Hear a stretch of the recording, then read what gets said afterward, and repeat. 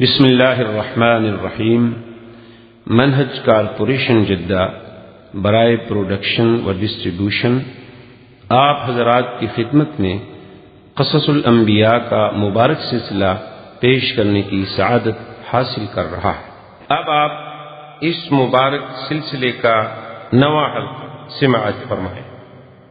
یعنی وہ ابھی بھی وہ سمندر کا وہ علاقہ ہے کہ وہاں اب بھی پانی میں کوئی چیز زندہ نہیں رہتی، حالانکہ پانی موجود ہے لیکن کوئی چیز جاندار نہیں بچتی۔ تو اب جناب اس علاقے میں قریہ ستوم تھا، اور یاد رکھیں کہ لفظ قریہ عام طور پر تو ہم کہتے ہیں بستی کو، لیکن قریہ کا اطلاق جو ہے کبھی کبھی شہر پر بھی ہوتا ہے، مدینے پر بھی ہوتا ہے، مصر پر بھی ہوتا ہے، جیسے مکہ ام القری۔ اسی طرح یوسف علیہ السلام کے آپ قصے میں پڑھیں گے فَاسْأَلِ الْقَرْيَةَ الَّتِي كُنَّا فِيهَا، آپ کے بیٹے کہیں گے کہ حضرت ہم جس شہر میں تھے آپ وہاں سے پوچھ لیں، ہم نے تو کوئی زیادتی نہیں کی۔ تو وہ بستی میں تو نہیں تھے، وہ تو مصر میں۔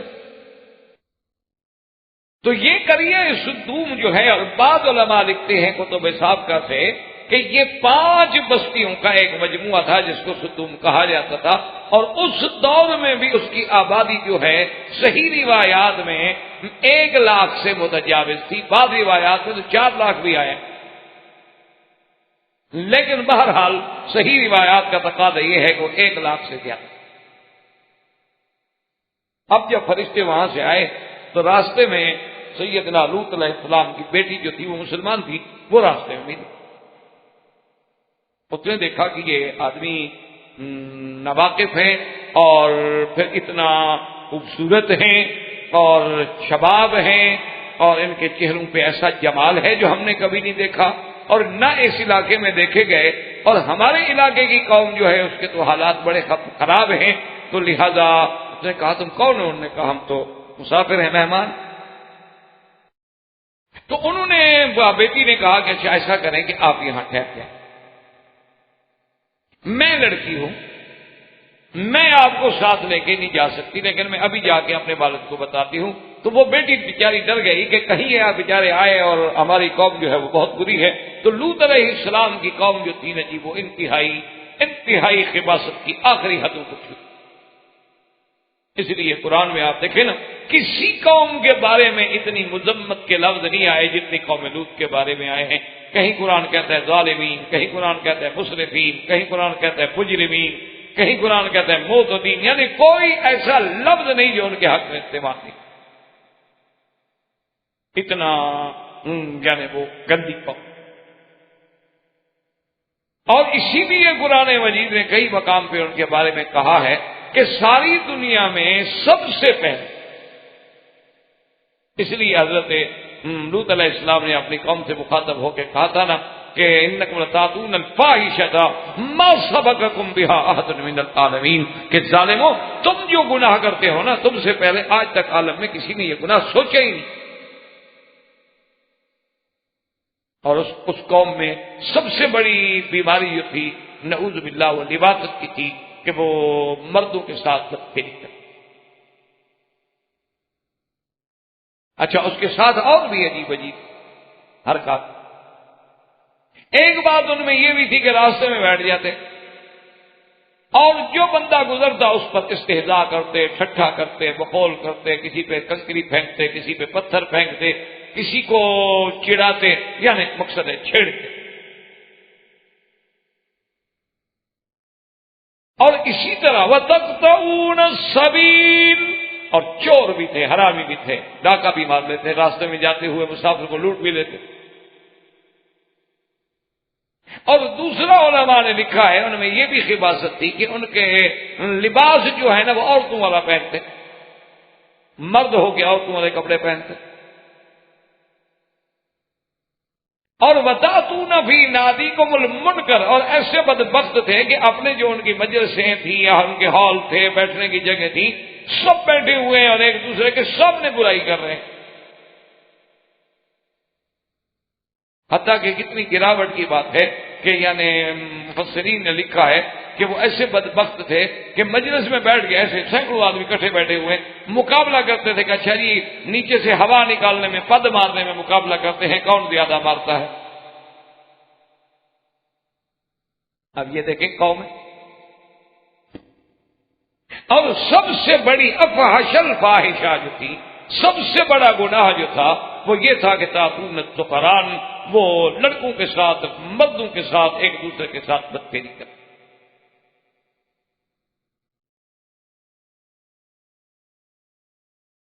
اسی لیے قرآن نے کئی مقام پہ ذکر کیا کہ حضرت نوح علیہ السلام، حضرت لوط نے کہا انکم لتاتون الرجال شہوۃ من دون النساء، اس ظالموں تم عورتوں کو چھوڑ کر جو اللہ نے پیدا کی ہیں، تمہاری بیویاں گھر میں ہیں، ان کو چھوڑ کے تم لڑکوں سے بدفعلی کرتے۔ اس لیے مسئلہ سمجھ لیں کہ زنا بھی جرم ہے، لیکن یہ لواطت جو ہے یہ زنا سے بھی شدید جرم، یہ اس سے بھی شدید۔ اسی لیے حدیث مبارک میں ہے کہ من عمل قوم لوط، کہ جو شخص بھی قوم لوط والا عمل کرے فقتل الفاعل والمفعول، یعنی اس کرنے والے کو بھی اور کرانے والے دونوں کو قتل کر، سزا ہی کر۔ اسی لیے امام احمد بن حنبل رحمۃ اللہ علیہ، امام شافعی رحمۃ اللہ علیہ کا یہی فتویٰ ہے کہ ان کو قتل کر دیا جائے، اور حضرت علی رضی اللہ تعالیٰ عنہ یہ فرماتے تھے کہ اس کو قتل کرنے کے بعد آگ میں جلا، ایسا برا فعل کرتا ہے۔ اور امام ابو حنیفہ رحمۃ اللہ علیہ کا فتویٰ یہ ہے کہ اگر خدا نخواستہ آج اس قوم میں کوئی بندہ اس گناہ میں مبتلا پایا جائے تو وہ کہتے ہیں کہ اس کو کسی اونچی جگہ پہ لے جاؤ، کسی مینار پہ لے جاؤ، کسی مکان پہ لے جاؤ، پہاڑ پہ لے جاؤ، اسی طرح اس کو گراؤ اور اوپر پتھروں کی بات، یعنی یہ اتنا بڑا۔ اسی لیے حضور پاک نے فرمایا کہ جو آدمی اپنی بیوی کو بھی غلط راستے سے استعمال کرتا ہے وہ ملعون، فرمایا اس پہ اللہ کی لعنت۔ تو یہ اتنا فاحشہ ہے اور اتنا کبیح ہے، لیکن خدا کی قدرت دیکھو ہماری گناہوں کی سزا، کہ جیسے حضور نے فرمایا تھا نا صدق رسول اللہ، میرے مدنی کا فرمان جو ہے وہ سچا ہے۔ آپ نے فرمایا تتبعن سنن من قبلکم ذراعا بذراع شبرا بشبر ولو دخلوه جحر ذب لدخلتموه او كما قال النبی صلی اللہ علیہ وسلم، فرمایا میری امت بھی ہر وہ کام کرے گی جو پہلی امتیں کرتی، فرمایا بالکل تم انہی کی طرح چلو گے جو جو گناہ انہوں نے کیے ہیں تم بھی، اور فرمایا کہ اگر وہ کسی گوہ کی بل میں گھس گئے نا تم بھی گھس جاؤ۔ تو اسی لیے آج آپ دیکھ لیں کہ قوم لوط کا جو عمل تھا، جو لواطت کا عمل تھا، جو بد فطرتی عمل تھا، جو غیر فطری فعل تھا، آج امت محمد مصطفیٰ میں ایک عذاب بن کے تھا، ایک عذاب ہے، نہ مدرسے محفوظ ہیں، نہ سکول محفوظ ہیں، نہ یونیورسٹیاں محفوظ ہیں، اور اب مزید اس دور کے الیکٹرانک میڈیا نے جو انسانوں کو حیوانی سیکس میں مبتلا کیا ہے، اب جناب نہ گھر محفوظ ہیں نہ بیویاں محفوظ ہیں۔ انا للہ و انا الیہ راجعون، کہ اتنا بڑا جرم ہے کہ حضور نے فرمایا اقتلوا، قتل کر دو اس بدبخت، زمین پہ رہنے کا کیا حق ہے، ایسا عمل کرتا ہے۔ اور حضرت علی رضی اللہ تعالی نے فرمایا کہ صرف قتل نہیں بلکہ فارقو ہو، جلا بھی دو۔ صرف اب دیکھیں اللہ معاف فرمائے دنیا میں ایسے باطل فرقے بھی ہیں، بعض روافض میں یعنی شیعہ میں بعض ایسے فرقے پیدا ہوئے ہیں کہ جنہوں نے نعوذ باللہ اپنی بیوی کے ساتھ یعنی اللہ معاف فرمائے غیر فطری فعل کرنے کی اجازت دی ہے۔ وہ کہتے ہیں جی بیوی ہے جب نکاح میں، یہ تھوڑا ہے کہ ایک حصہ تو نکاح میں ہو اور ایک حصہ نکاح میں نہ ہو، نعوذ باللہ ثم نعوذ باللہ۔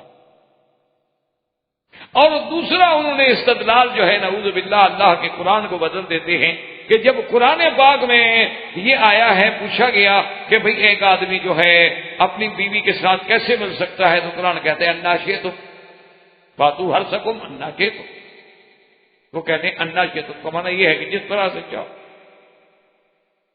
تو حالانکہ یہ بات غلط ہے کہ جب قرآن کی تفسیر خود سرکار دو عالم صلی اللہ علیہ وسلم نے بیان کر دی تو ان کے بعد کیا مطلب، لا اطرا بعد العروس، حضور کے فرمان کے بعد کون مولوی کو حق حاصل ہے کہ وہ قرآن کو بدلے؟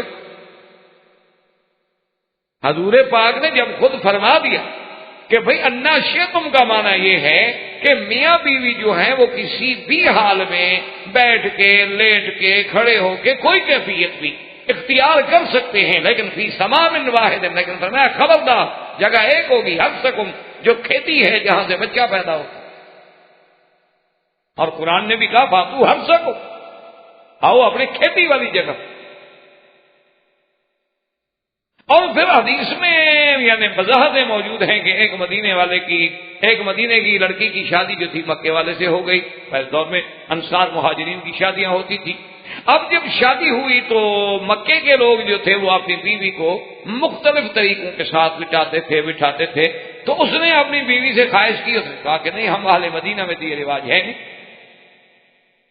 ہم اہل مدینہ کے لوگ جو ہیں بس وہ ٹھیک ہے، عورت ہے لیٹ گئی، بس بات ختم ہو گئی. کہا تم میری بیوی ہو؟ تو کہا ٹھیک ہے چاہے میں تمہاری بیوی ہوں، لیکن ہمارے مدینے منورہ میں یہ آداب کے خلاف ہے. لیکن ایسی چیز ہے تو پھر حضور صلی اللہ علیہ وسلم سے پوچھتے ہیں، اللہ راشتائی الحق، حق میں کیا شرم ہے بھائی؟ لیکن آج اگر کوئی مولوی مسئلہ بیان کرتے ہیں، لوگ کہتے ہیں دیکھو جی یہ عجیب بات ہے، کیسی مسئلے بیان کر رہے ہیں. وجہ کیا ہے کہ آج ہمیں حق سے تو شرم آتا ہے لیکن ظلم اور گناہ سے شرم نہیں آتا. یعنی آپ یقین کریں، اللہ معاف فرمائے، آج بھی اگر آپ یعنی سفر کر رہے ہوں، اپنی بیوی ساتھ ہو، مدینہ جا رہے ہوں، تو آپ کبھی جرت کر کے بیوی سے نہیں کہیں گے کہ یار میری جذبات ہیں یا خواہش ہو رہی ہے، کبھی نہیں کہیں گے. خواہش ہو بھی آپ نہیں کہیں گے کہ یار بیوی کیا کہیں گی، ایسا بیوقوف آدمی ہے، مدینے جائیں گے، چلو مکان ہے، ہوٹل ہے، کمرہ ہے، لیں گے، دیکھا جائے گا، یہ کیا راستے میں کہتے ہیں مجھے خواہش ہو رہی ہے، حالانکہ اس کی بیوی ہے، حق ہے. اللہ کے نبی نے اگر اپنی بیویوں کو مزدلفہ سے رات کو بھیج دیا، اور بیویاں کہتی ہیں کہ ہم نے جلدی جلدی رات میں پہنچ کے صبح عین طلوع فجر کے ساتھ کنکریاں مار کے قربانی کر کے احلال کرا لیا کہ پتہ نہیں حضور ہمیں بلا لیں تو ہم کیا کریں گے.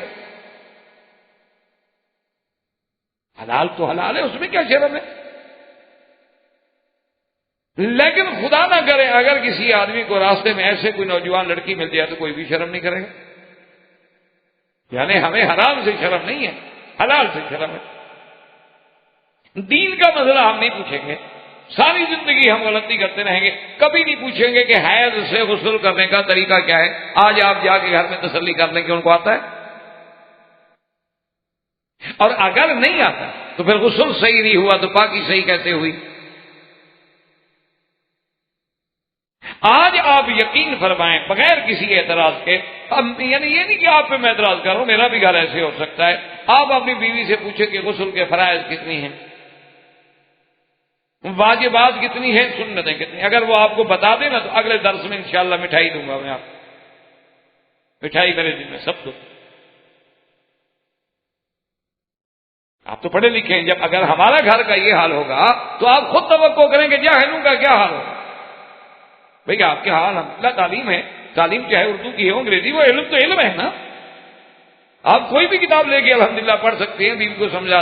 لیکن آپ بلا مجھے آپ پر اعتبار ہے، آپ جھوٹ نہیں بولیں گے، آپ ان سے پوچھ لیں کہ غسل کے فرائض کتنی ہیں، واجبات کتنی ہیں، سنتیں کتنی. چلو مستحبات میں نہیں جائیں، مستحبات ذرا لمبے ہوتے ہیں، وہ نہیں یاد رکھ سکیں گے. تو صرف یہ تین چیزیں، فرائض کتنی ہیں، واجبات کتنی ہیں، اور سنتیں کتنی ہیں.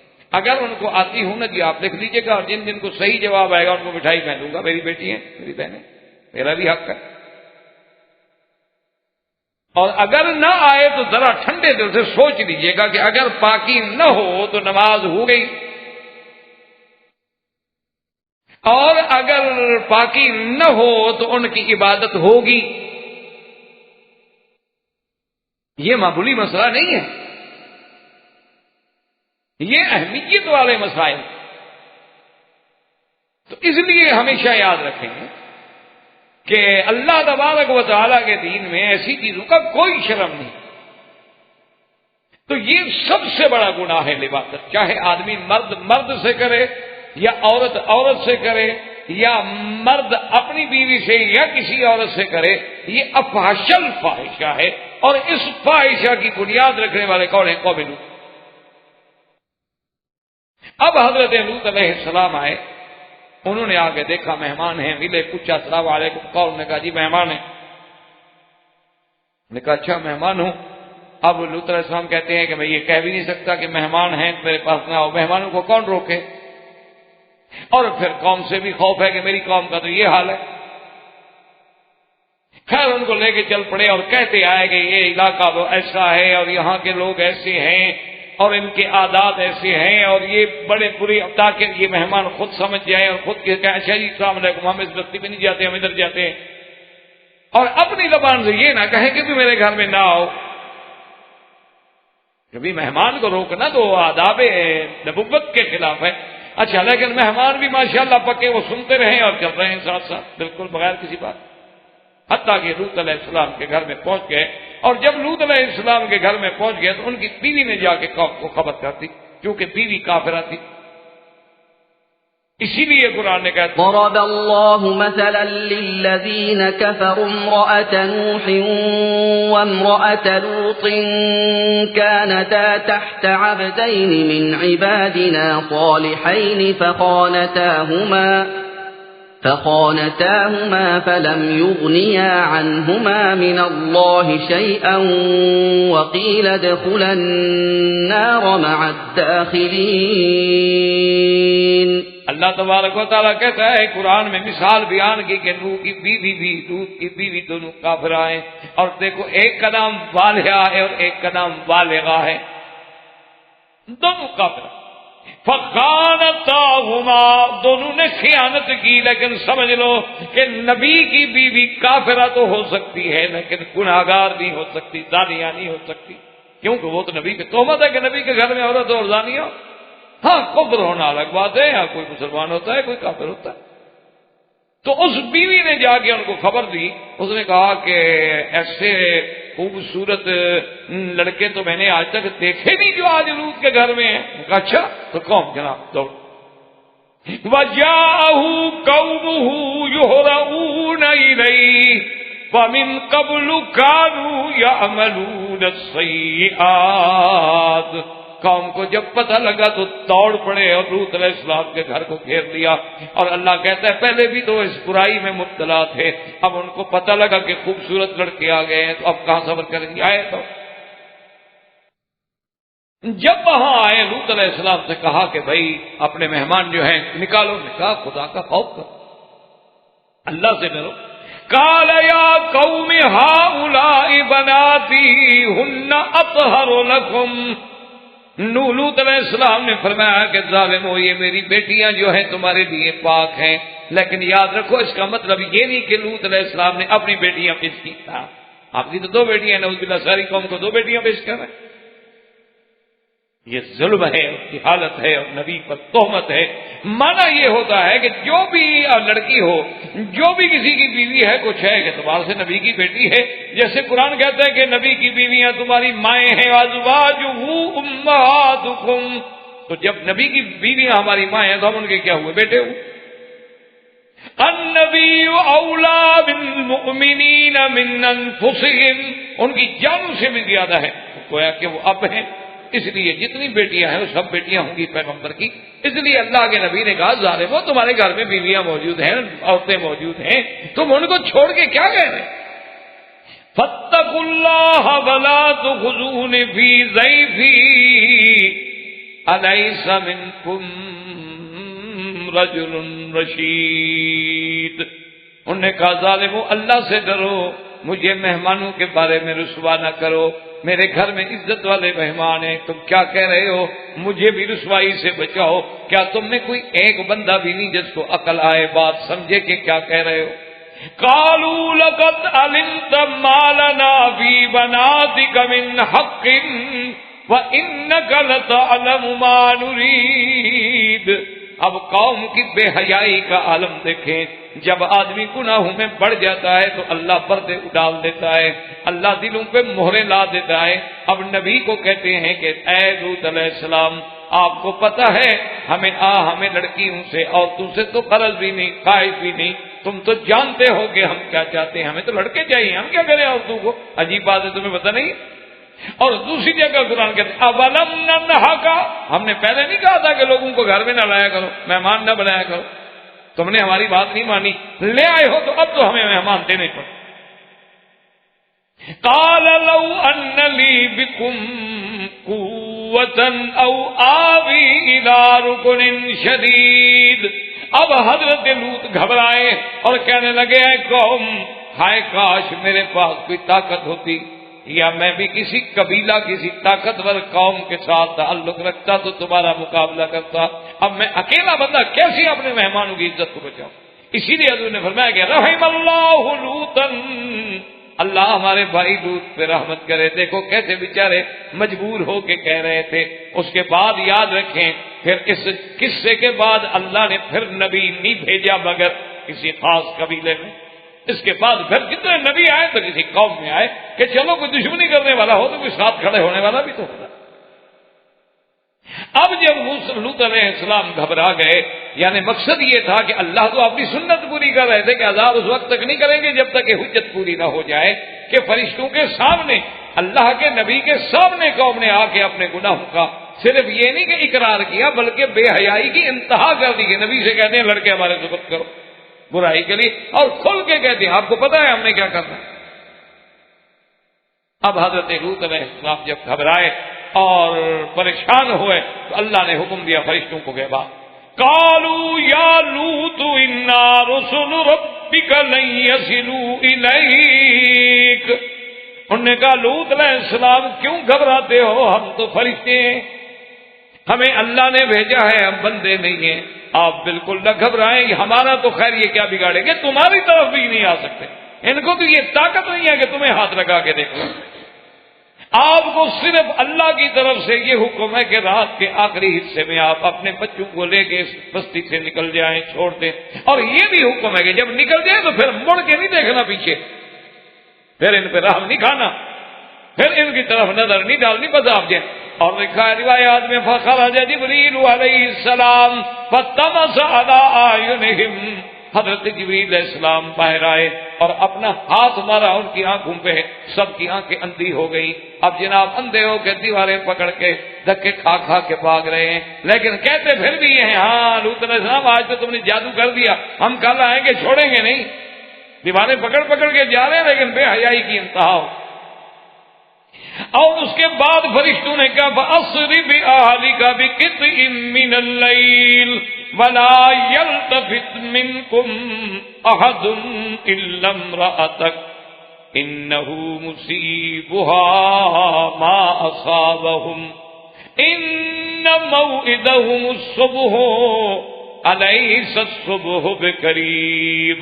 فرشتوں نے کہا آپ مڑ کے نہ دیکھنا، لیکن آپ کی بیوی جو ہے وہ نہیں بچ سکے گی اللہ کے عذاب سے، کیونکہ وہ خیانت کر کے ان کے ساتھ مل چکی ہے اور ان کی بربادی کا وقت جو ہے وہ صبح کا وقت ہے.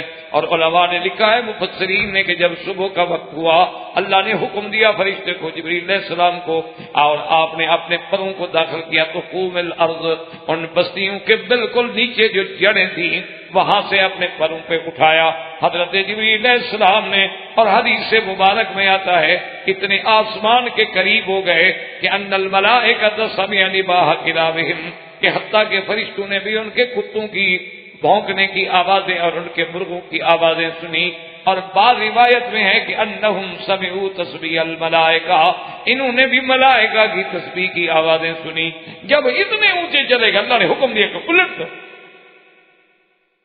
اب اتنی دور سے فرماتی ہیں فلما جاء امرنا جعلنا عالیہا سافلہا، کہ جب اللہ کا حکم آ گیا، وقت مقرر آ گیا، پھر اٹھا کے اوندا گرایا گیا.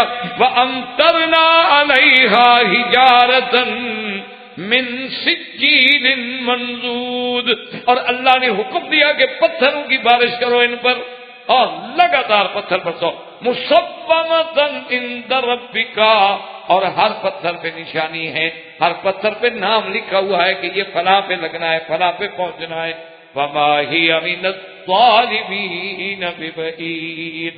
اور دوسری جگہ قرآن کہتا ہے وَأَمْطَرْنَا عَلَيْهِمْ مَطَرًا فَسَاءَ مَطَرُ الْمُنذَرِينَ.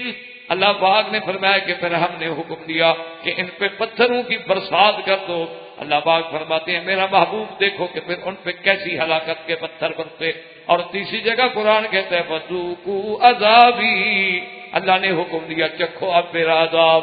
اب اللہ نے مختلف صورتوں میں ان کا ذکر کیا ہے، تو نتیجہ یہ نکلا کہ پوری کی پوری قوم لوط جو تھی وہ برباد تباہ کر دی گئی، ایک بندہ بھی ان سے باقی نہیں۔ اچھا اسی طرح دیکھیں خدا کی قدرت، اللہ کے قرآن کی حکمتیں۔ قرآن کہتے ہیں کہ اللہ نے ان کو عذاب کیسا دیا کہ جعلنا عالیہا سافلہا، اس کو کہتے ہیں عذاب من جنس العمل، کہ جیسے وہ لڑکوں کو الٹا کرتے تھے وہی عذاب اللہ نے دیا کہ اوپر لے جا کے گردن کے بل گرا کے الٹا کر کے مارا، کہ جیسے تم نے گناہوں میں حرکت کی ہے اسی طرح ہم تمہیں عذاب۔ اسی لیے ہے کہ جیسے کوئی گناہ کرتا ہے تو پھر اسی قسم کا عذاب دیا جاتا ہے۔ جیسے حدیثوں میں آتا ہے کہ کوئی عالم اگر آدمی حق نہ کہے تو پھر ان کو سب سے پہلے لگام جہنم میں دی جائے گی، کیونکہ اس نے اپنی زبان کو حق کے لیے استعمال نہیں کیا۔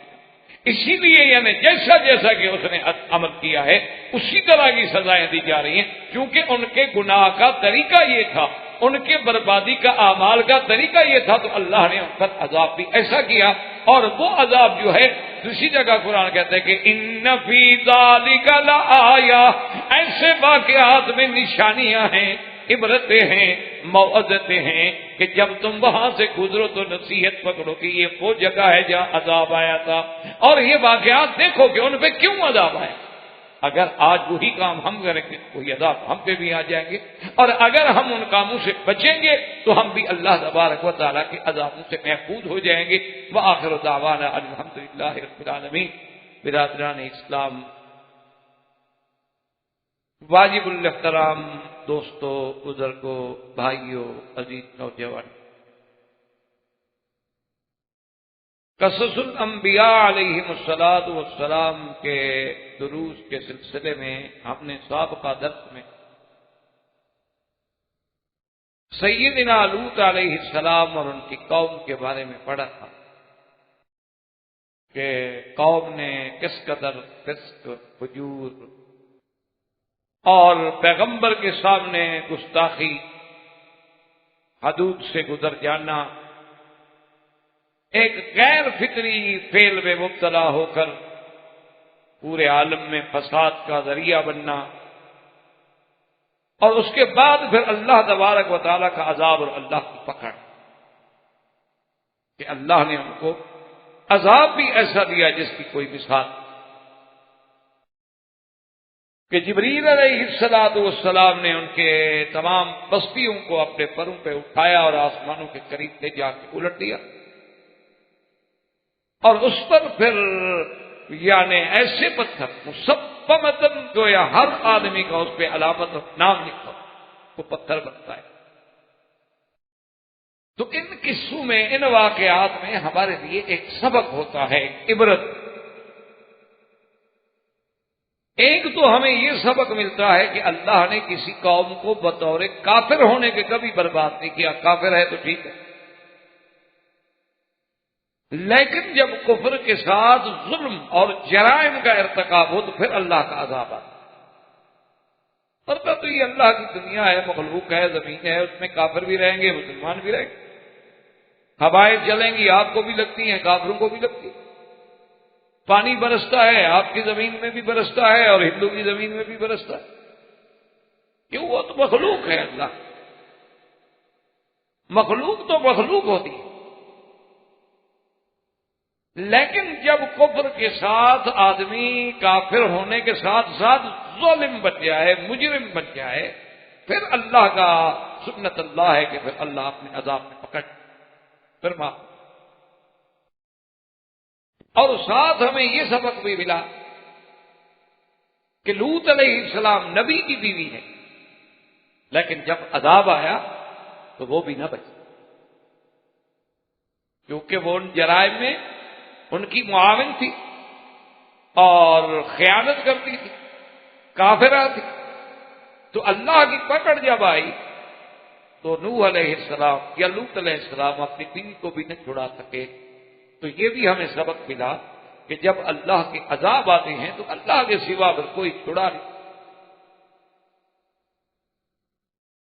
اور اسی طرح ان قصوں میں قصص الانبیاء ہمارے لیے بھی اور سب سے زیادہ سرکار دو عالم سیدنا محمد رسول اللہ صلی اللہ علیہ وسلم کے دل کے لیے تسلی ہوتی ہے کہ میرے محبوب آپ نہ گھبرائیں، پہلے بھی قومیں ایسا کریں۔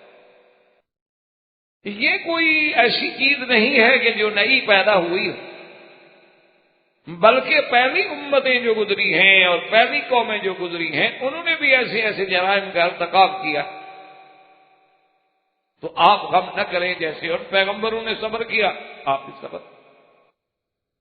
اور اس میں اس بات رسالت محمد مصطفیٰ صلی اللہ علیہ وسلم بھی ہوتا ہے کہ بھی حضور مکے میں رہنے والے، مکے میں پیدا ہوئے، کوئی یونیورسٹی نہیں، کوئی مواصلات کا ذریعہ نہیں، کوئی ہاتف نہیں، کوئی سیٹلائٹ نہیں، اور آپ خبر دیتے ہیں کبھی ہمیں قوم نوح علیہ السلام کی، اور کبھی قوم عاد کی، اور کبھی قوم سمود کی، اور کبھی قوم لوط کی، اور کبھی قصہ یوسف کی، تو یہ دلیل ہے کہ بھی اللہ نے آپ کو خبر دیا اور تو کوئی ذریعہ ہے نہیں۔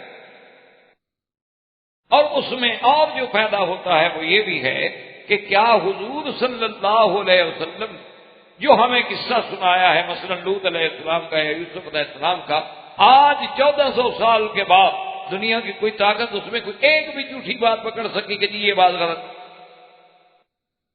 اس سے دلیل ثابت ہوتے کہ نا جی ایک آدمی حضور کو نبی نہیں مانتا، ہم تو نبی مانتے ہیں، غلام ہیں، ہمارے لیے تو حضور پاک کا حکم ہے، حکم خدا ہے۔ لیکن اگر کوئی آدمی حضور کی نبوت کا قائل نہیں تو اس سے تو یہ حق پہنچتا ہے کہ بھئی وہ چیلنج کرتے ہیں ہم اسے کہ بھئی حضور پاک نے جو خبر دی ہے نوح علیہ السلام کے بارے میں بتلاؤ وہ غلط تھی۔ اب تو تمہارے پاس وسائل موجود ہیں، اب تو تم یہ بھی بتا سکتے ہو کہ یہ درخت کتنا ہزار سال پرانا ہے، اب تو تم ہڈیوں کے ڈھانچے دیکھ کر بھی یہ بتا سکتے ہو کہ ڈینوسار کتنے پرانے ہیں، تو کیا ہمارے پیغمبر نے جو خبر دی ہے کوئی ایک تو جھوٹی ثابت کرو نا۔ تو یہ رسالت نبوت مصطفیٰ صلی اللہ علیہ وسلم کے لیے بھی سب سے بڑی دلیل ہے یہ قصۃ الانبیاء علیہم الصلوات۔ اور آج ہم قصص الانبیاء علیہم السلام کے ذمن سیدنا یوسف علیہ السلام کے قصہ مبارک سے اپنے درس کی ابتدا کر رہے ہیں۔ تو سیدنا یوسف علیہ السلام کا قصہ جو ہے یہ ایک عظیم اور عجیب قصہ، اور خدا کی شان دیکھیں کہ یہ سورت یوسف علیہ السلام جو ہے یہ سورت مکی، اس لیے آپ حضرات جب قرآن پڑھتے ہیں دیکھتے ہیں نا صورتوں پہ لکھا ہوتا ہے سورت مکیہ اور مدنیہ، تو اس کا ایک راجع قول آپ یاد رکھ لیں کہ جتنی صورتیں، جتنی آیتیں، جتنی رکوع میرے محبوب پہ ہجرت سے پہلے اترے ہیں وہ سب مکی، چاہے وہ کہیں اترے کسی جگہ اترے، اور جتنی آیا اور جتنی قرآن کی صورتیں میرے آقا پہ محبوب دو عالم صلی اللہ علیہ وسلم پہ ہجرت کے بعد اتری، وہ سب مدنی، چاہے وہ کہیں اتری۔ ہم دیکھیں نا حضور حج پڑھنے کے لیے تشریف لائے تو قرآن عرفات میں بھی نازل ہوا، مینا میں بھی آیات اتری، جب حضور صلی اللہ علیہ وسلم عمرے کے لیے تشریف لا رہے تھے حدیبیہ میں بھی اتری، راستے میں جاتے ہوئے بھی اتری، لیکن وہ سب مدنی کہلاتی ہیں چونکہ وہ ہجرت کے بعد ہیں، اور حضور کی ہجرت کے بعد کی زندگی ہی مدنی زندگی، تو اس لیے یاد رکھیں کہ یہ سورت یوسف علیہ السلام جو ہے یہ سورت مکی، اور پھر اس کی ایک عظیم مناسبت کہ یہ سورت مبارک اس سال نازل ہوئی ہے جس کو عام الحزن کہا جاتا ہے۔ آپ سیرت النبی کے سلسلے میں پڑھ چکے ہیں کہ سرکار دو جہاں صلی اللہ علیہ وسلم کے زمانے میں ایک سال ایسا بھی گزرا ہے کہ جس کو عام الحزن کہا ہے۔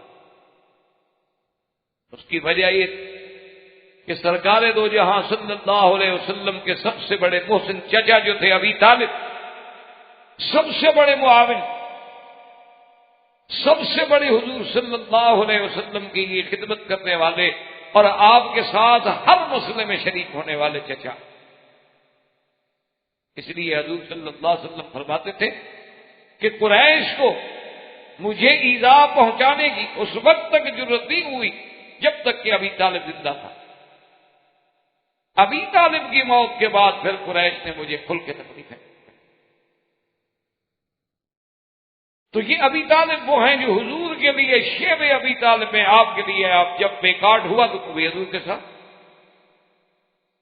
اور یہ وہ ابی طالب ہیں کہ یعنی جن کی محبت اور پیار کا یہ عالم تھا کہ سرکار دو جہاں صلی اللہ علیہ وسلم کے بغیر کھانا نہیں کھاتا۔ اب ابی طالب جب فوت ہو گئے اور پھر فوت بھی ایسے حال میں ہوئے کہ اسلام نہ لا سکے، کلمہ نہ پڑھ سکے، جو حضور کے لیے سب سے بڑا غم، جو سب سے بڑا حضور کے لیے ہم تھا۔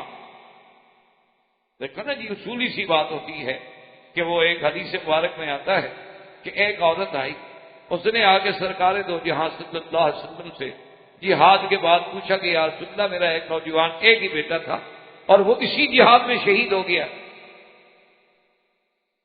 میں صرف اس لیے حاضر ہوئی ہوں کہ آپ مجھے یہ بتا دیں کہ اللہ نے میرے بیٹے کی قربانی قبول فرما لی ہے، وہ جنت میں ہے، بس صرف یہ پوچھنے کے لیے۔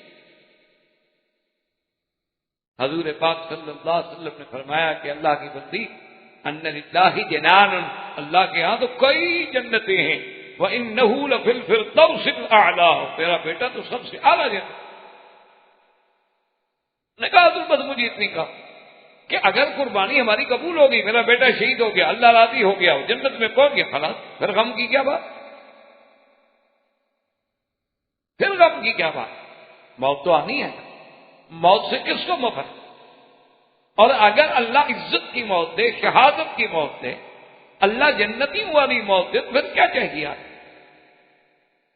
اسی لیے حضرت بلال رضی اللہ تعالیٰ عنہ کہ جب موت کی گھڑی آئی تو ایک ساتھی نے کہا کہ بھئی آپ تو بڑے خوش نظر آ رہے ہیں، حالانکہ یہ آپ کا تو بڑا آخر وقت ہے، اور میں قدن نلقت احبا، ہم کیوں اداس ہوں، کل ہم اپنے دوستوں کے پاس، اپنے محبوب کے پاس جا رہے ہیں، خوش ہونے کا وقت ہے بڑا رونے کا وقت ہے۔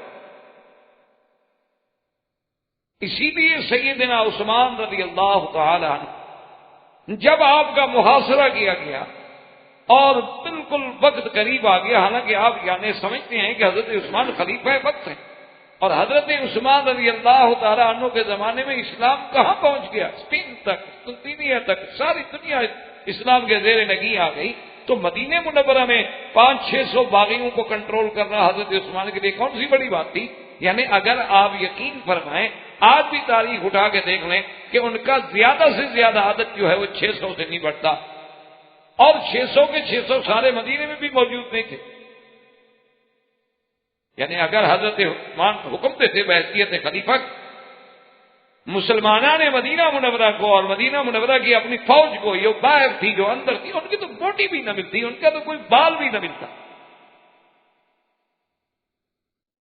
لیکن حضرت عثمان رضی اللہ تعالی عنہ نے جب صحابہ نے کہا، حضرت علی نے پیغام بھیجا، تو انہوں نے کہا کہ کیا بات، مجھے تو حضور نے خبر دی تھی کہ میں نے شہید ہونا ہے، اور میں نے خواب میں دیکھا ہے حضور فرماتے ہیں عثمان ہم تمہارا انتظار کر رہے ہیں، تو لڑنے کی کیا ضرورت ہے، مقابلے کی کیا ضرورت ہے، میں اپنی جان دینا چاہتا ہوں، لیکن حضور کے شہر میں محمد مدنی کے مدینے میں خون بہانا نہیں چاہتا کہ میری وجہ سے قتال ہو جائے، زیادہ سے زیادہ باغی مجھے مارنا چاہتے ہیں، مجھے شہید کر سکے، بس ختم ہو جائے گی۔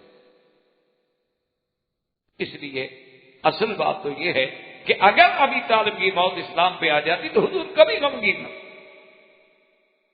اس لیے سرکار دو عالم صلی اللہ علیہ وسلم جب ابی طالب کے پاس بیٹھے اور نصیحت کی اور فرمایا کہ یا اب کل کلمۃ احاج بہا عند اللہ، آپ ایک دفعہ تو کلمہ پڑھ لیں نا، مجھے اللہ کے آگے حجت کرنے والا تو بنا دیں، میں کہہ تو سکوں کہ میرا چاچا کلمہ پڑھ کے فوت ہوا ہے۔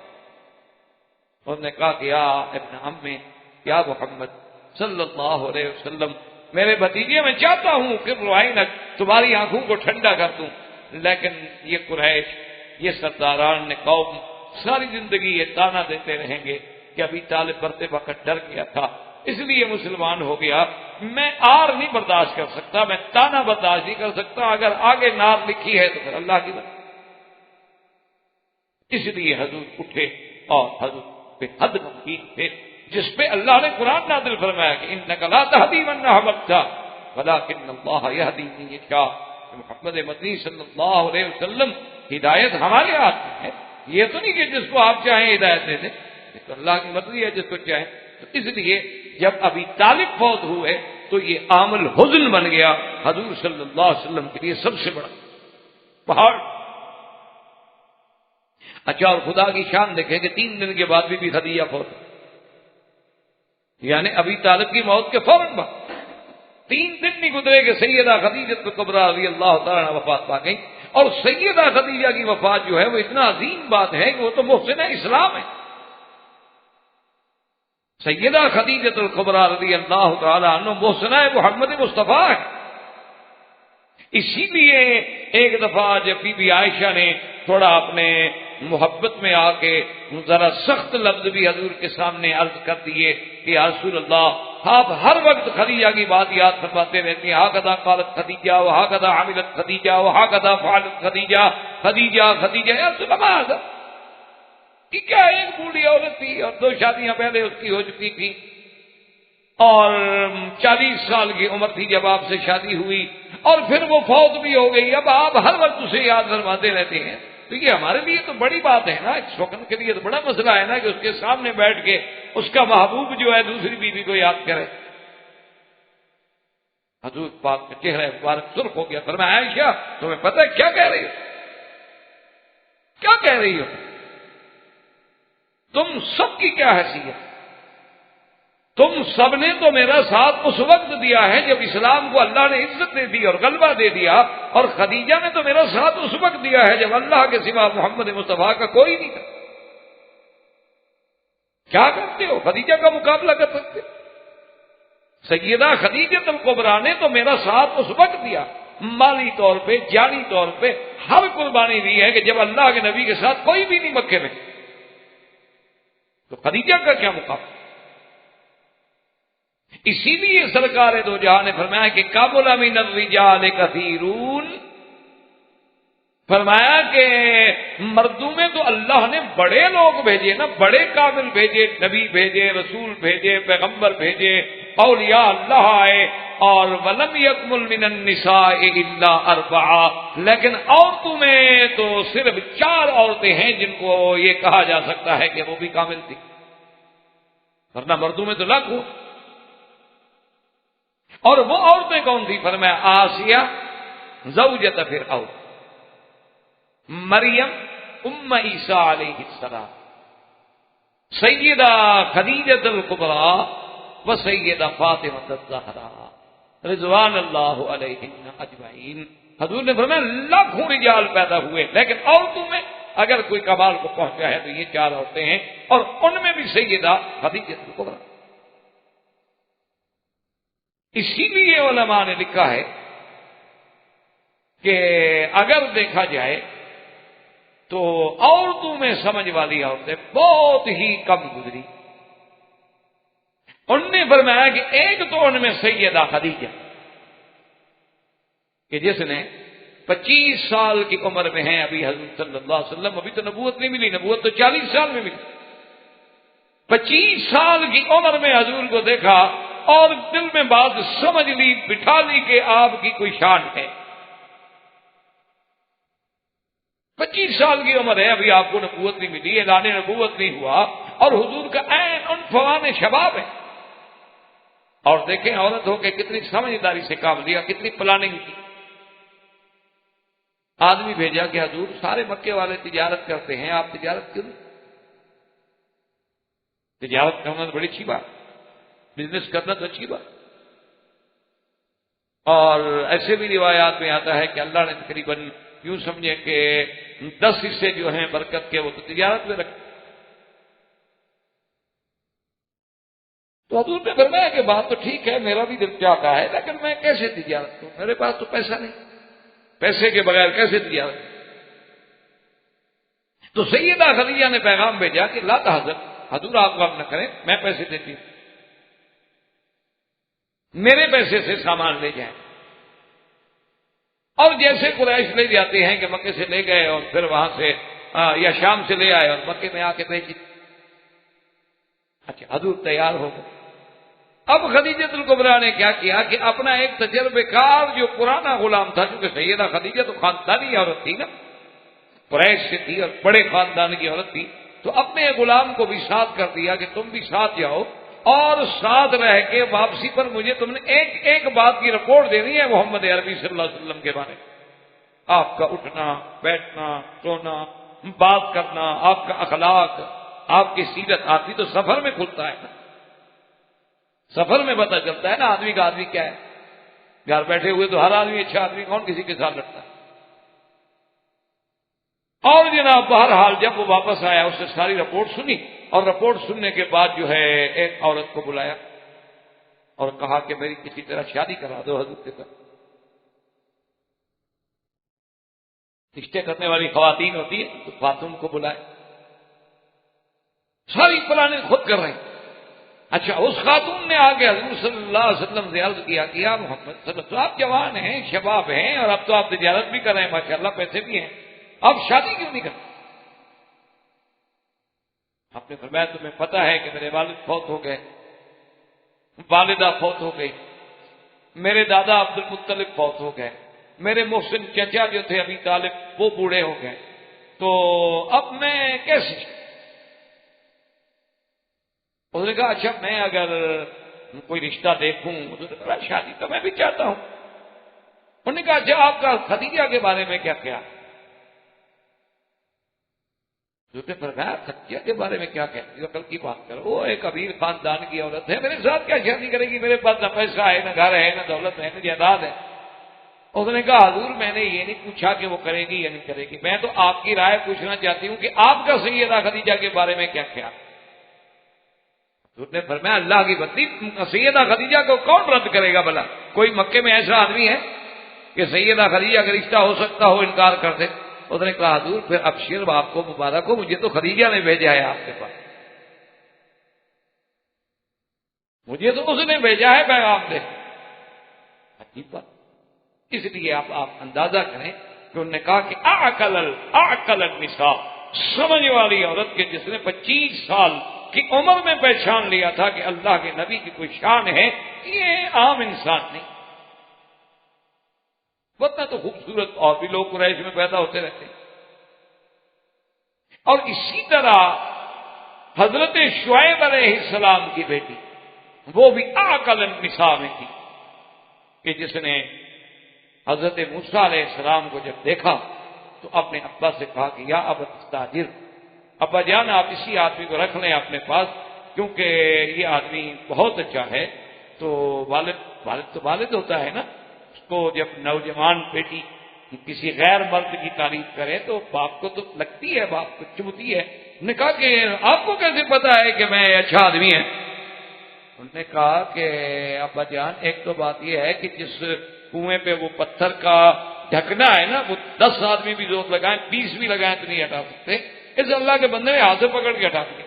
ایک تو کبھی ہے، اور دوسرا جب میں اس کو بلانے کے لیے گئی تو ان نے مجھے ہدایت کی کہ تم میرے پیچھے چلو آگے نہ چلو، حالانکہ وہ تو مسافر ہیں، وہ تو راستہ جانتے نہیں۔ لیکن موسیٰ علیہ السلام نے کہا کہ دیکھو ایسا کرو کہ آپ انتشاب تو میرے پیچھے ہو جاؤ اور مجھے بتا دی جاؤ کہ سیدھا چلو، دائیں چلو، بائیں چلو، کیونکہ آگے نہ چلو تو میں سمجھ گئی کہ یہ نہیں چاہتے کہ عورت آگے ہو، ہوا سے ممکن ہے بال کھل جائیں، کوئی بدن کا حصہ کھل جائے اور ان کی نظر پڑ جائے، تو اتنا امین اور دیانت دار بندہ کیسے مل سکتا ہے ہمیں؟ عقل تھا کہ وہ سمجھدار ترین عورتوں میں شمار ہوئی کہ اس نے بھی موسیٰ علیہ السلام کو پہچان لیا کہ یہ عام بندہ نہیں، یہ کوئی خاص ہے۔ اس لیے علماء نے لکھا ہے کہ یہ عام الحزن تھا کہ سیدہ خدیجہ الکبریٰ رضی اللہ تعالی عنہا اور یہ اولاد النبی المصطفیٰ، تمام اولاد جو ہے حضور صلی اللہ علیہ وسلم کی، سب کی ماں جو ہے سیدہ خدیجہ الا ابراہیم۔ حضور کی جتنے بیٹے ہیں، آپ کی 4 بیٹیاں ہیں، سب بھی خدیجہ ان کی ماں، الا ابراہیم وہ بھی بیماری قبطیہ سے ہیں اور مدینہ منورہ میں پیدا ہوئے اور وہ بھی وفات فرما گئے۔ تو یہ کتنا بڑا شرف ہے کہ ایک تو زوجہ محمد مصطفیٰ اور ایک اولاد النبی المصطفیٰ، اور تیسری یہ ہے کہ محسنہ اسلام وہ بھی فوت ہو گئی۔ تو آپ خود سوچ سکتے ہیں کہ حضور کے لیے کتنا بڑا غم ہوگا۔ کہ ابھی طالب فوت ہو، سیدہ خدیجہ الکبریٰ رضی اللہ تعالی عنہا فوت ہو گئی، تو اسی لیے اس کو کہا جاتا ہے عام الحزن، کہ یہ عام جو غم کا سال تھا بھئی اس میں تو پے در پہ ہمیں بس غم ہی سامنے آئے، تو خدا کی شان ہے کہ اللہ نے سورۃ یوسف نازل کی۔ اسی لیے روایات مبارک میں یہ آتا ہے کہ جو بندہ کسی غم میں مبتلا ہو، اللہ نہ کرے، تو اگر وہ سورۃ یوسف تلاوت کرے نا، اس کے پڑھنے سے انسان کا غم جو ہے ہلکا ہو جائے۔ یعنی کتنا آدمی غمگین ہو، پریشان ہو، محزون ہو، انہوں نے کہا حزن کا علاج ہی تلاوت یوسف، جب بس سورۃ یوسف علیہ السلام تلاوت کرے تو حزن اور غم جو ہے خود بخود۔ اور اسی طرح سورۃ یوسف علیہ السلام جو ہے، یاد رکھیں، اس میں ایک عجیب تشابہ ہے میرے محبوب، کہ حضرت یوسف علیہ السلام کو ستانے والے بھی کون تھے؟ آپ کے بھائی۔ اور میرے محبوب محمد عربی صلی اللہ علیہ وسلم کو ستانے والے کون تھے؟ آپ نے حضور صلی اللہ علیہ وسلم کے دشمن کون تھے؟ ابی جہل، ابی لہب، عتبہ، عتیبہ، شیبہ، ربیہ، ولید بن المغیرہ، سب اپنے۔ اور جس طرح سیدنا یوسف علیہ السلام کو نقصان پہنچانے کا سبب کیا تھا؟ حسد، اسی طرح میرے مدنی سرکار صلی اللہ علیہ وسلم کی مخالفت کا اصل سبب کیا ہے؟ حسد، کہ اللہ نے حضور کو اتنا اونچا کر دیا، اللہ نے حضور کو اتنی عظمت دے دی، اتنی شان دے۔ ام یحسدون الناس علی ما آتاہم اللہ من فضلہ، تو یہ ایک بہت بڑا تشابہ ہے قصہ یوسف علیہ السلام میں اور قصہ سرکار کوئی عالم صلی اللہ علیہ۔ اور اسی طرح ایک بات یاد رکھیں کہ اللہ نے پیغمبروں کے بڑے قصص بیان کیے ہیں قرآن میں، انشاءاللہ آپ پڑھ بھی رہے ہیں، سن بھی رہے ہیں، اور زندگی رہی اور اللہ نے توفیق دی تو آئندہ بھی ہم پڑھیں گے۔ لیکن کوئی قصہ جو ہے کسی جگہ ترتیب کے ساتھ، تکمیل کے ساتھ ذکر نہیں کیا گیا، جیسے آپ نے دیکھا ہے کہ نوح علیہ السلام کا واقعہ ہے تو کئی صورتوں میں مذکور ہے۔ اگر سیدنا ابراہیم الخلیل علیہ السلام کا واقعہ ہے تو کئی صورتوں میں، سیدنا موسیٰ علیہ السلام کا قصہ ہے تو کئی صورتوں میں، متعدد صورتوں میں ذکر ہے، اور ہر جگہ ایک اسلوب بیان ہے۔ لیکن یہ واحد قصہ ہے سیدنا یوسف علیہ السلام کا کہ جس کو اللہ نے ایک ہی مقام پہ قرآن میں ایک ہی صورت میں اور پوری ترتیب کے ساتھ بیان، اور جس قصہ مبارک کو اللہ خود فرماتے ہیں کہ نحن نقص علیک احسن القصص، نحن نقص علیک احسن القصص بما اوحینا الیک ھذا القرآن وَإِن كُنتَ مِن قَبْلِهِ لَمِنَ الْغَافِلِينَ۔ اللہ نے فرمایا ہم آپ پہ بہترین احسن القصص۔ اور یاد رکھیں قصہ جو ہے قصہ کیا معنی ہوتا ہے؟ کسی چیز کا ایک کے پیچھے جیسے قدم بہ قدم چلنا، یعنی آپ اگر آگے جا رہے ہیں نا، میں آپ کے قدم کو چل رہا ہوں تو معنی یہ ہے کہ کسی کو کہتے ہیں عربی میں قصہ۔ تو قصہ جو ہے الاصل تبع الاصل، ایک واقعے کے بعد واقعہ، واقعے کے بعد واقعہ۔ اسی لیے قرآن کہتا ہے نا کہ جب موسیٰ علیہ السلام کو انہوں نے صندوق میں بند کر کے دریاؤں میں ڈال دیا تھا تو ماں نے اپنی بیٹی سے یہی کہا تھا نا، وقالت لأخته قصيه فبصرت به عن جنب وهم لا يشعرون۔ ماں نے کہا کہ بیٹی اسی راستے پہ جاؤ نا، ذرا چل کے پتہ تو کرو موسیٰ علیہ السلام کہاں پہنچے۔ تو وہاں بھی لفظ جو ہے اختی کی وہ قصہ سے ہے، اسی لیے اللہ نے فرمایا احسن القصص، اور پھر اس کی براہ راست نسبت پہ۔ اللہ قرآن تو سارا اللہ کا کلام ہے، لیکن یہ بھی یاد رکھا کریں کہ جس کام کو اللہ خود یہ فرمائے ہم نے کیا نہ، سارا کوئی کام بھی فرشتے کریں اللہ کے حکم سے کریں، کوئی بھی چیز اللہ کے حکم کے بغیر نہیں ہوتی، لیکن جس چیز کی نسبت براہ راست اللہ اپنی ذات کی طرف کرتے ہیں تو اس چیز کی عظمت کا خود اندازہ کرنے کے وہ چیز کتنی بڑی عظیم ہو۔ کہ اللہ تبارک و تعالیٰ نے جیسے حضور کے بارے میں فرمایا کہ انا اعطیناک الکوثر، ہم نے انا نحن نزلنا الذکر، ہم نے قرآن انا انزلناہ فی لیلۃ القدر، ہم نے اتارا ہے۔ یہ عظمت ہے قرآن، ورنہ لانے والے تو جبریل ہے، اترنے والے تو جبریل ہے، آگے پڑھنے والے تو جبریل ہے، لیکن حضور اللہ پاک اپنی ذات کی طرف نسبت فرماتے ہیں، تو اس لیے یہاں بھی اللہ پاک نے فرمایا کہ نحن نقص علیک احسن، اس قصے کی عظمت کا اور اس کی رفعت شان کا آپ یہ اندازہ۔ اور پھر اس میں جس پیغمبر کا قصہ ہے یعنی سیدنا یوسف علیہ السلام، وہ بھی اتنے شان والے پیغمبر ہیں کہ آپ بھی نبی، والد بھی نبی، یعنی آپ اندازہ کریں نا کہ یوسف علیہ السلام بھی نبی، آپ کے ابا یعقوب علیہ السلام بھی نبی، یعقوب علیہ السلام کے ابا اسحاق بھی نبی، اور اسحاق کے ابا ابراہیم الخلیل بھی نبی۔ یعنی آپ اندازہ فرمائیں کتنی بڑی شان ہے کہ یعنی پوری نسل، اندازہ فرمانے کی پوری نسل نبی ابن نبی ابن نبی ابن نبی، یعنی باپ نبی، دادا نبی، پر دادا نبی۔ اسی لیے جب حضور صلی اللہ علیہ وسلم پوچھا گیا تو آپ نے فرمایا کہ الکریم ابن الکریم ابن الکریم ابن الکریم، یعنی کریم ابن الکریم، کون؟ یعنی یوسف ابن یعقوب ابن اسحاق ابن ابراہیم الخلیل علیہ السلام۔ یعنی آپ اندازہ فرمائیں کہ کتنی بڑی عظمت ہوگی یوسف علیہ السلام کی کہ نبوت کے گھرانے میں اور خان وعدہ نبوت میں پیدا ہونے والا حضرت یوسف علیہ السلام، اسی لیے اس قصے کی عظمت کتنی۔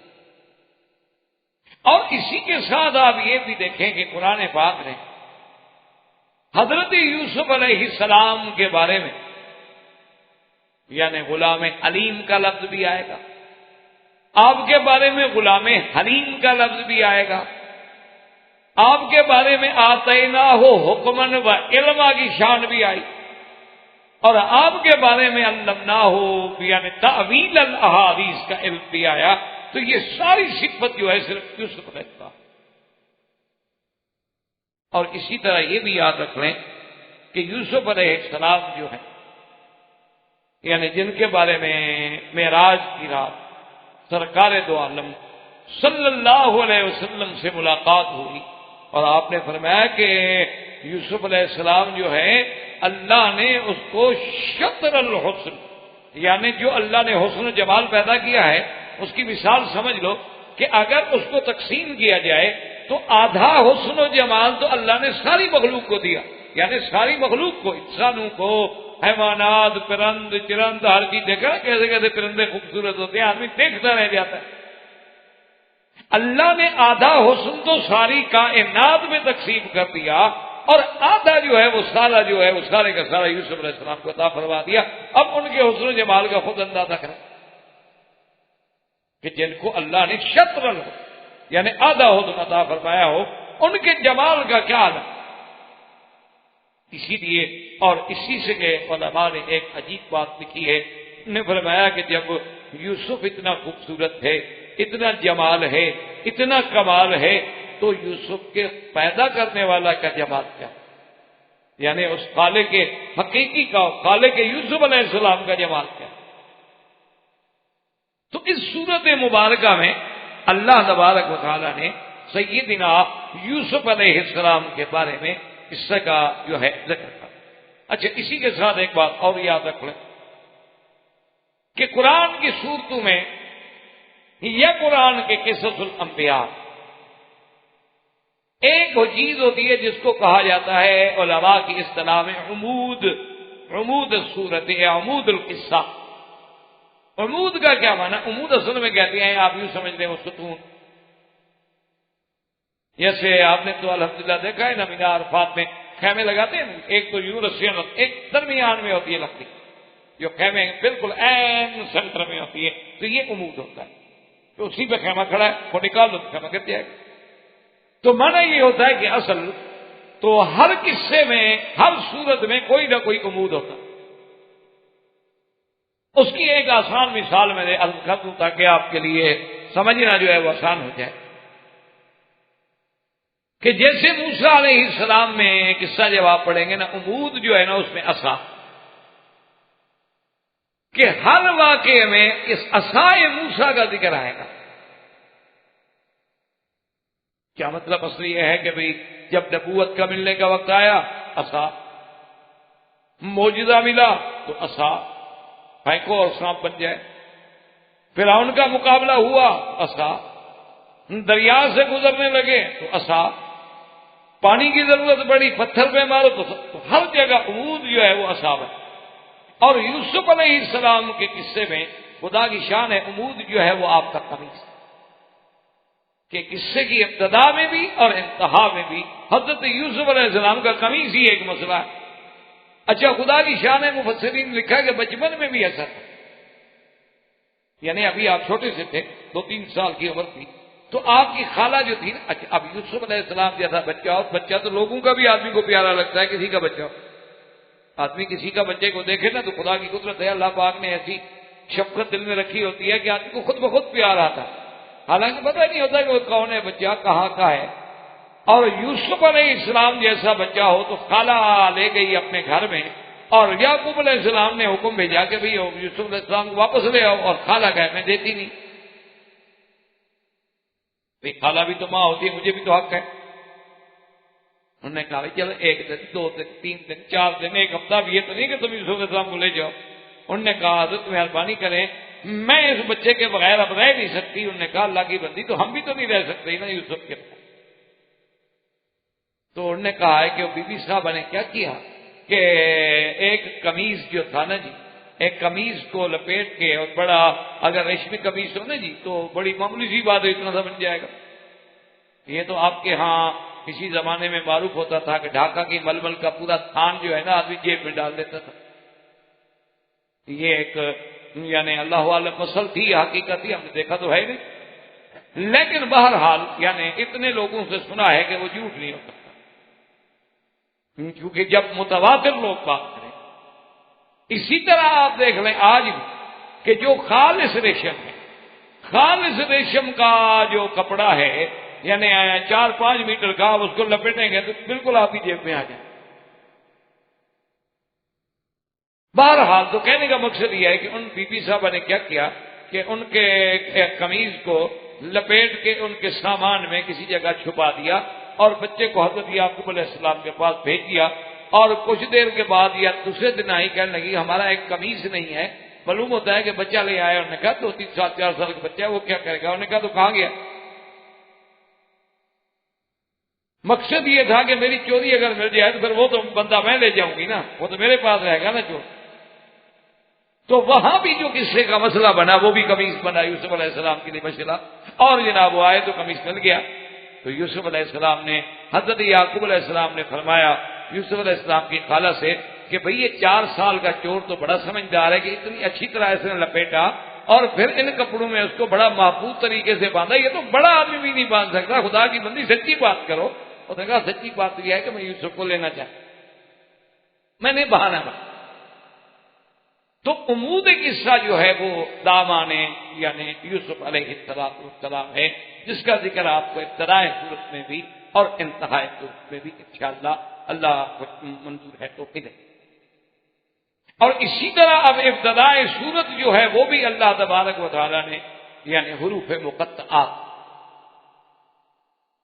یہ بھی اللہ کی حکمت ہے کہ نا، حروف مقطعات کوئی ہر صورت میں تو نہیں ہوتے، جیسے سورۃ القحف عظیم سورت ہے لیکن الحمدللہ الذی انزل علی عبدہ الکتاب، بس تقریر اذا الشمس کورت اذا السماء انشقت اذا السماء انفطرت اما يتساءلون عبس وتولى ان جاءه الاعمى، کوئی حروف نہیں۔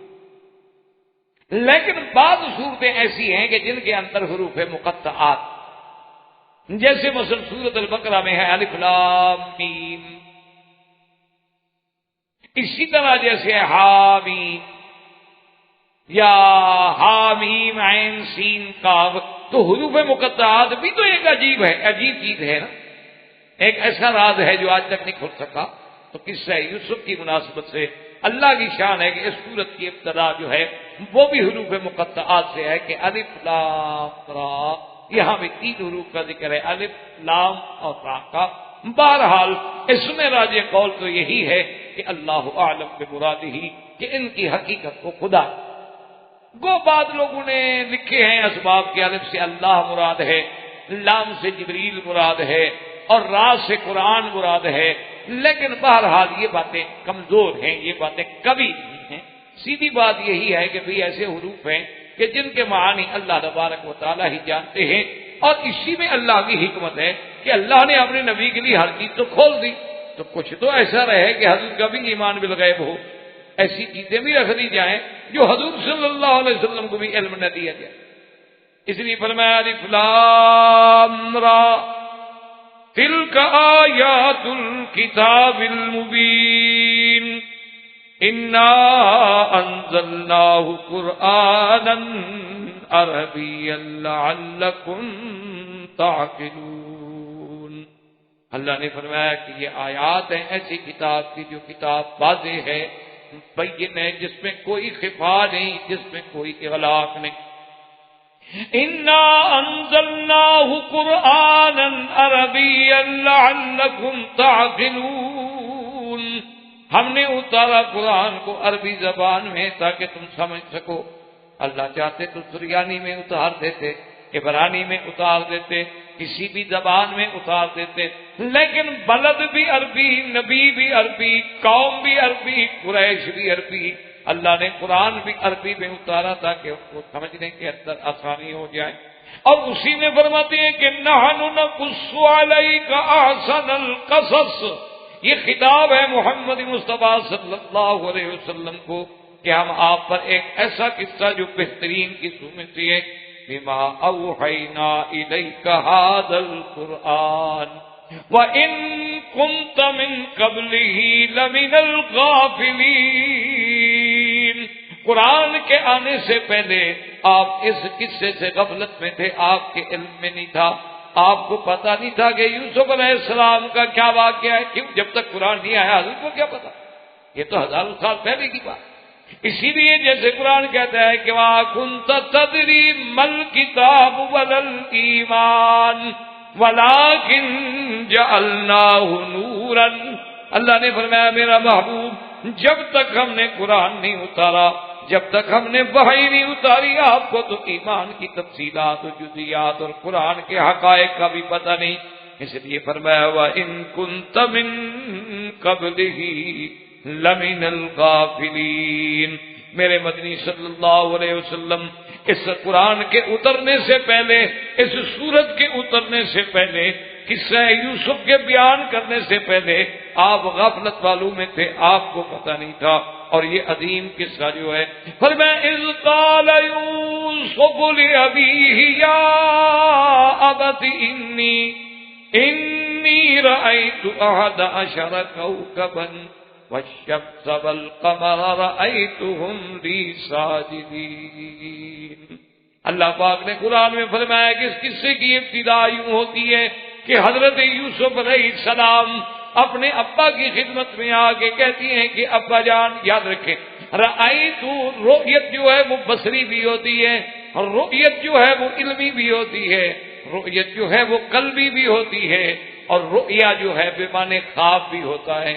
یہاں وہی خواب کی بات مراد ہے کہ انی رأیت احد عشر کوکبا والشمس والقمر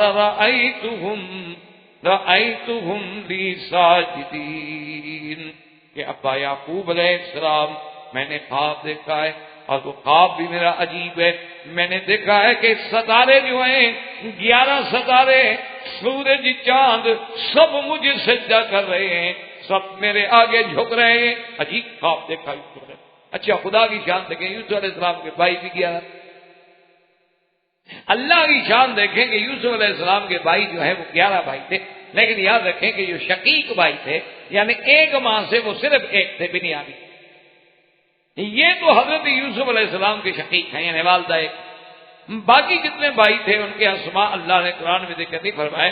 بہرحال 11 بھائی تھے، وہ دوسری ماں سے تھے، اور یوسف علیہ السلام نے بھی خواب یہ دیکھا کہ آسمان کے تارے ہیں اور ان کا عدد بھی 11 ہے، اور اس کے ساتھ سورج بھی اور چاند بھی، اور میرے آگے جھک رہے ہیں سجدہ۔ خدا کی قدرت ہے۔ اب دیکھیں، یاد رکھیں کہ اللہ نے ستاروں کے بارے میں بھی قرآن پاک میں بڑے مقامات کو ذکر کیا۔ اللہ تبارک و تعالیٰ نے ستاروں کی قسم بھی کھائی، جیسے فرمایا وَالنَّجْمِ إِذَا هَوَىٰ، مجھے قسم ہے اس تارے کی جب غروب ہوتا ہے، نجم تارا قسم کھائی۔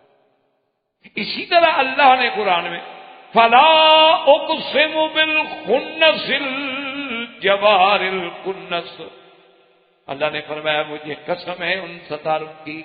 علماء نے لکھا اس سے مراد وہ کواکب خمسہ ہیں جن کو کہا جاتا ہے سیارات متحیرہ، کہ وہ 5 ستارے جو ایسے بھی جاتے ہیں اور پھر الٹا الکنس الجوار الکنس، واپس لوٹانے والے، اللہ نے ان کی بھی قسم۔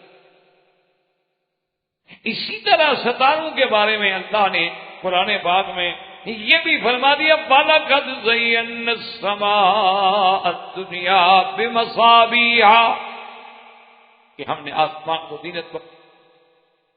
ہم نے دیکھو کیسے آسمانوں پہ دیے جلا دیے، اور کہیں فرمایا کہ اِنَّا زَيَّنَّا السَّمَاءَ الدُّنْيَا بِزِينَةٍ الْكَوَاكِبِ، ہم نے آسمان دنیا کو زینت بخشی ہے ان تاروں کے ساتھ۔ اور پھر اللہ نے کہیں ان کی باقاعدہ سیر کا بھی ذکر فرمایا اور بروج کا بھی ذکر فرمایا، وَالسَّمَاءِ ذَاتِ الْبُرُوجِ، جس میں ابراج ہیں، اور اللہ نے ان کے چلنے کا بھی ذکر فرمایا کہ کل فی فلک یسبحون، یہ سب اپنے مدار فلک میں تیرتے ہیں۔ تو اس لیے ہمیشہ اور ابراہیم علیہ السلام کے قصے میں آپ پڑھ چکے ہیں تاروں پر بحث۔ تو یہ اللہ کی حکمت ہے، لیکن ایک مسئلہ یاد رکھنا کہ اللہ نے فرما دیا ہے کہ تارے جو ہے نا بس ان کے 3 کام ہیں، ان کے چوتھے مسئلے میں پڑھو گے تو پھر کوئی فائدہ نہیں۔ آج دیکھیں نا دنیا سٹار وار میں لگی ہوئی ہے، تو کیا فائدہ ہوا ہے؟ آپ پڑھے لکھے لوگ ہیں، ہم تو دقیانوسی لوگ ہیں نا بھی، آج یہ چاند میں پہنچ رہے ہیں، پتہ نہیں مشتری پہ جا رہے ہیں، تارک پہ جا رہے ہیں، جہاں مرضی آ جائیں۔ اچھا، اس پہ جتنا پیسہ خرچ کیا ہے اگر وہ پوری دنیا کے غریبوں میں تقسیم کر دیتے، ایک بھی بھیک مانگنے والا نہ ہو، یعنی آپ ٹھنڈے رہو۔ ہم تو اقتصادیات نہیں جانتے، ہم تو ملا مولوی لوگ ہیں نا۔ لیکن آپ مجھے یہ بتائیں کہ یہ انا پرستی جو ہے کہ ہم خلاؤں میں اسٹیشن بنا رہے ہیں، ہم فضاؤں میں کنٹرول کر رہے ہیں، ہم جناب ستاروں میں پہنچ گئے، یہ پہنچ جاؤ، لاکھ دفعہ پہنچ گئے۔ جتنا اونچا آدمی گرے گا اتنی ہی چوٹ لگے گی نا، پہنچو جہاں پہنچنا ہے۔ تو تمہاری ہلاکت وقت بھی تو قریب ہے نا۔ فصل پکے گا تو کٹے گا نا میرا بھائی، جب تک فصل کٹے نہیں۔ آپ نے گندم کبھی کاٹی ہے؟ اب ان کی فصل پکنے پہ آ گئی ہے، آپ فکر نہ کریں۔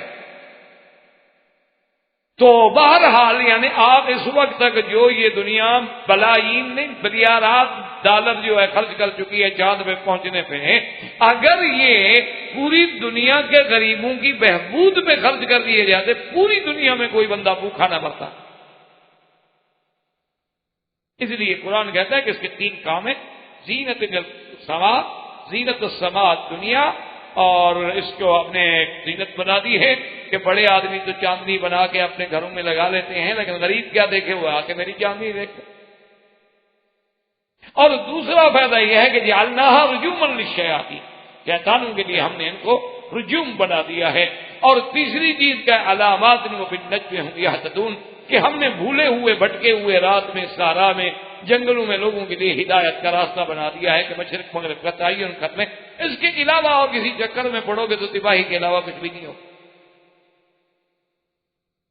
یہ 3 چیزیں۔ اب پہلے اب جب بھی بحری جہاز سمندروں میں اور صحراؤں میں اب بھی وہی تارے سے ہر کوئی فائدہ اٹھاتا ہے، اسی کے استفادہ حاصل کرتا ہے۔